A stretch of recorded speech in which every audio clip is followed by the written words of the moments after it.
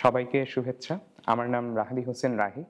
আমি independent university Bangladesh IUB থেকে bachelors এবং মাস্টার্স শেষ করেছি পরিবেশ বিজ্ঞান বা এনভায়রনমেন্টাল সায়েন্স এবং পরিবেশ ব্যবস্থাপনা বা এনভায়রনমেন্ট ম্যানেজমেন্টে। আমি ডেভেলপমেন্ট সেক্টরে কাজ করছি গত ২.৫ বছর ধরে।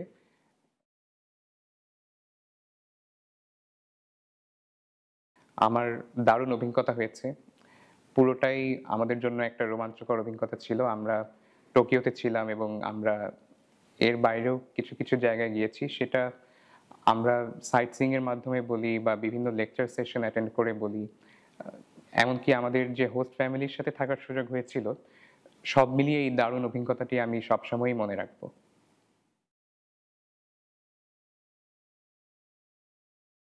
জেনেসিস প্রোগ্রামে অংশগ্রহণ করার পর থেকেই আমার আগ্রহটা আরো বাড়ে। আমার মনে হচ্ছিল যে আমি হয়তো জাপান সম্পর্কে যতটুকু আগে থেকে মনে করতাম, আমি একটা হায়ার স্টাডি ডেস্টিনেশন হিসেবেও জাপানের ব্যাপারে ভাবতে পারি এবং তখন আমি আরো সিরিয়াসলি নিয়ে বিষয়টা ভাবা শুরু করি এবং তখন আমি জানতে পারি যে ২০২৫ সেশনের জন্য মেক্সটের অ্যাপ্লিকেশন শুরু হচ্ছে এবং আমি ধীরে সুস্থেই আসলে পরীক্ষার প্রস্তুতি নেওয়া শুরু করি। কারণ ততদিনে আমি এই পুরো স্কলারশিপের যে প্রসেসগুলো আছে সেগুলো সম্পর্কে জানা শুরু করি।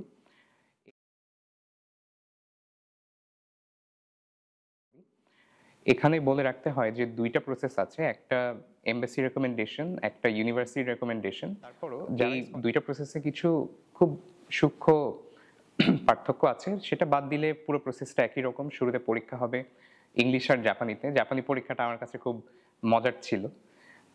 তারপরে সেই পরীক্ষায় টিকলে একটা ইন্টারভিউ ফেস করতে হবে। ইন্টারভিউয়ে টিকলে ধরে নেওয়া হবে যে ফার্স্ট স্ক্রিনিং পাস করেছে সেই ক্যান্ডিডেট।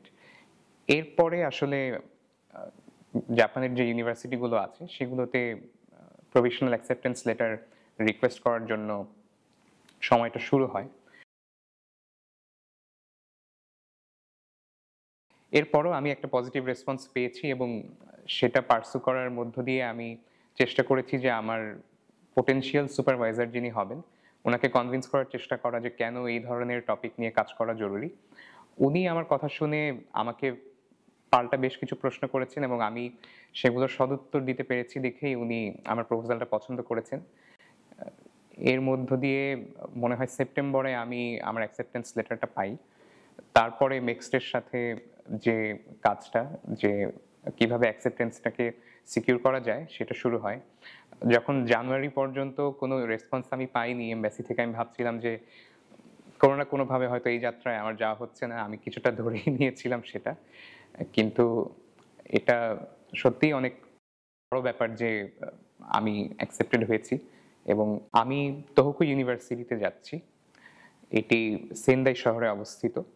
আমার ডিপার্টমেন্টের নাম হচ্ছে frontier sciences for advanced environment, যেটি তোহোকু ইউনিভার্সিটির গ্র্যাজুয়েট স্কুল অফ এনভায়রনমেন্টাল স্টাডিজের একটি ডিপার্টমেন্ট। আমার সাবজেক্ট হতে যাচ্ছে human security and environment and disaster risk reduction.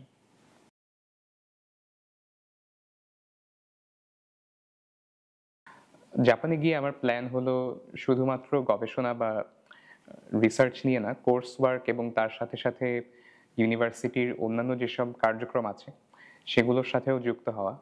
এটার উদ্দেশ্য একটাই, যাতে আমি সেখানকার যারা আছে, সে জাপানি হতে পারে বা আমাদের দেশের যেমন হতে পারে, অন্যান্য দেশ থেকেও যারা আসছে, যারা পার্টিসিপেট করছে, যারা সেই ইউনিভার্সিটিতে পড়াশোনা করছে, তাদের সাথে আমাদের এক্সচেঞ্জটা বাড়ানো। কিভাবে তাদের সাথে আমরা নিজেদের সম্পর্ককে আরো গাঢ় করতে পারি, কিভাবে ২ দেশ বা সব দেশগুলোর মধ্যে আমাদের নিজেদের সম্পর্ক আরো ভালো হতে পারে, সেই বিষয়ে কিছু চেষ্টা করা। আর সবকিছুর বাইরে তো পড়াশোনা আছেই, তাই অবশ্যই চেষ্টা করব যে মনোযোগ দিয়ে পড়াশোনা করতে।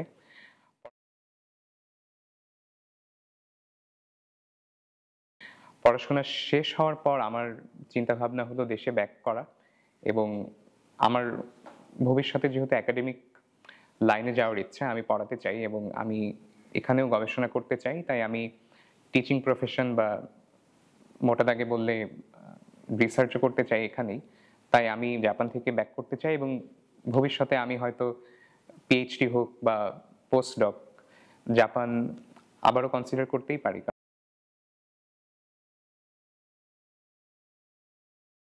জাপানের মতো দেশ, সেটা এডুকেশনের দিক থেকে বলি বা ওভারঅল কালচার, সেফটি, সিকিউরিটি, বিশেষ করে বর্তমান পরিস্থিতিতে আমার মনে হয় যে আমরা অবশ্যই জাপানকে as a higher study destination হিসেবে চিন্তা করতেই পারি। আপনাদের সবাইকে অনেক ধন্যবাদ এবং ভবিষ্যতের সব কার্যক্রমের জন্য শুভেচ্ছা।